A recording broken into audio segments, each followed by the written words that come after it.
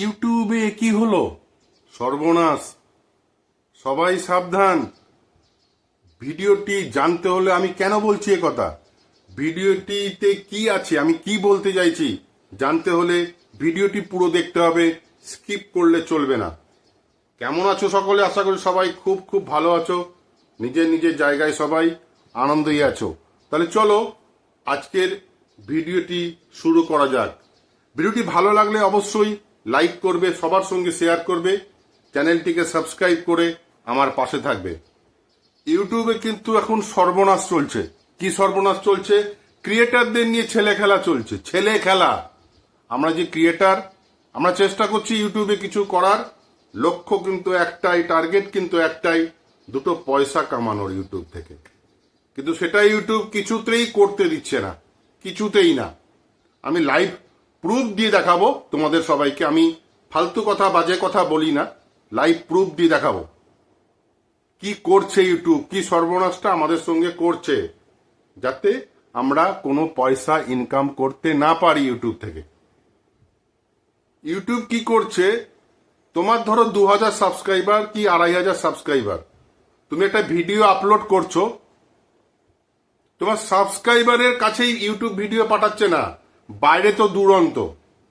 হয়তো একটা ভিডিও পাঠালো, হয়তো একটু বেশি পাঠালো, তারপরে 2, 3, 4, 5টা ভিডিও রিচই দিচ্ছে না ইউটিউব।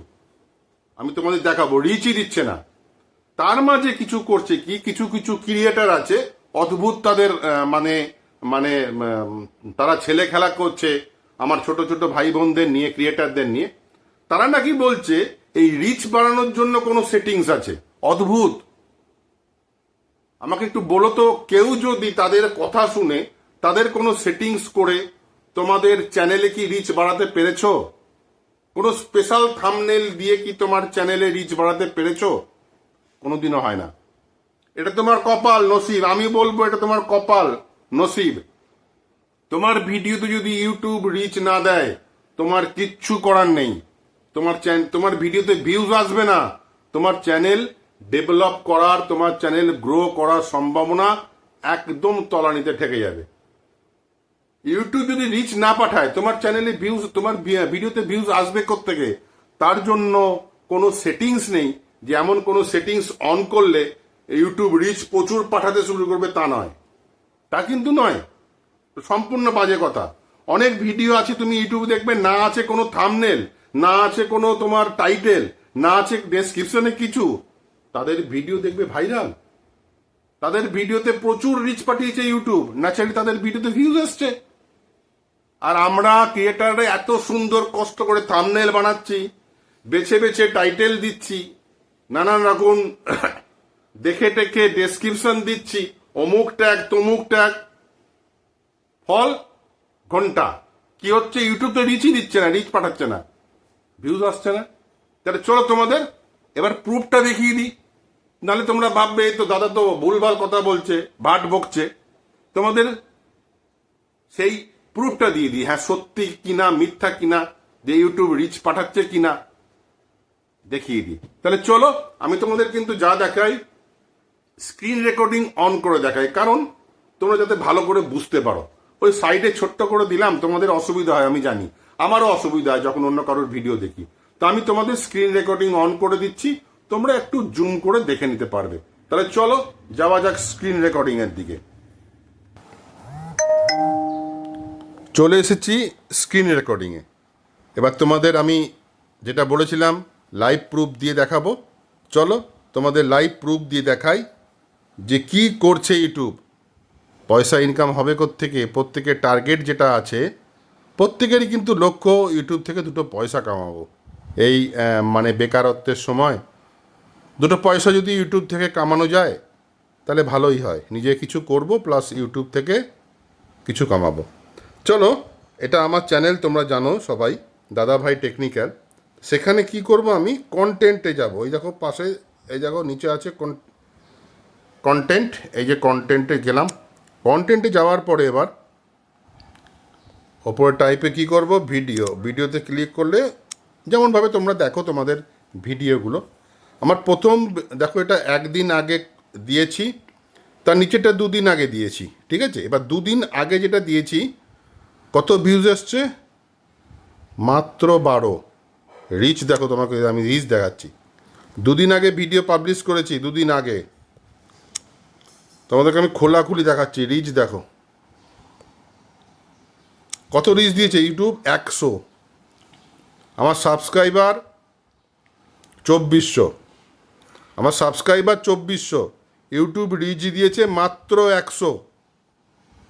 আমার যারা সাবস্ক্রাইবার আছে তাদের কাছেই ইউটিউব এখনও রিচ দেয়নি, 2 দিন হয়ে গেল ভিডিও আপলোড করা, ঠিক আছে? 100 জনাকে মাত্র পাঠিয়েছে। এবার দেখো তার পরের ভিডিওটা, মানে যেটা 1 দিন আগে আপলোড করেছি, এটাতে কত আছে? 22 ভিউজ, 22 ভিউজ। এবার যাই রিচে যাই, দেখি এটা রিচে যাই, কত দিয়েছে রিচ? 426।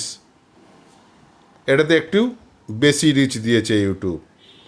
তো এইরকম যদি রিচ দেয় তাহলে কি আমরা কিছু করতে পারবো? ইউটিউব যদি রিচই না দেয় তা আমাদের ভিউজটা কোত্থেকে আসবে? ভিউজ আসবে না।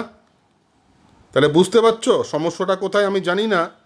অনেকে বলে ইউটিউবের অ্যালগোরিদম, অমুক গরিদম তমুক গরিদম, নাকি এগুলো এরকম হয় মাঝে মাঝে। তা এরকম করলে যদি হয়, রিচ তো ইউটিউব দেবে, ভিউজ আসুক না আসুক সেটা পরের ব্যাপার, ইউটিউব তো রিচ দেবে।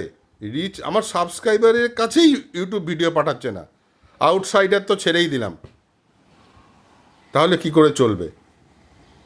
তা এটা নিয়ে কিন্তু ভাববার সময় এসেছে।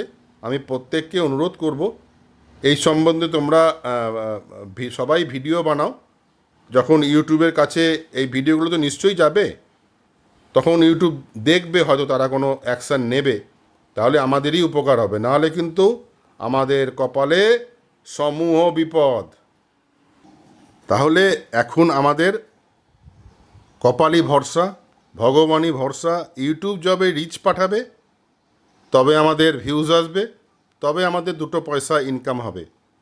তার আগে আমাদের ওই, মানে তুমি কন্টেন্ট বানাচ্ছ ভালো, থাম্বনেল বানাচ্ছ ভালো, কিন্তু যদি ইউটিউব রিচ না দেয় তাহলে তোমার ভিউজ আসবে না। তো এখন অপেক্ষা করে থাকতে হবে কপালের উপরে। যখন ইউটিউব বেশি রিচ পাঠাবে তখন তোমার ভিউজ একটু আসবে, রিচ পাঠাবে না, ভিউজ আসবে না। তাহলে চলো, এখন অপেক্ষা ছাড়া কোনো রাস্তা নেই। যাই হোক, আশা করি তোমরা বুঝতে পেরেছো আমি কি বলতে চাইছি বা বলতে চাচ্ছি। আজ এই পর্যন্তই, দেখা হবে পরের ভিডিওতে। সবাই খুব খুব ভালো থাকবে। জয় হিন্দ, বন্দে মাতরম।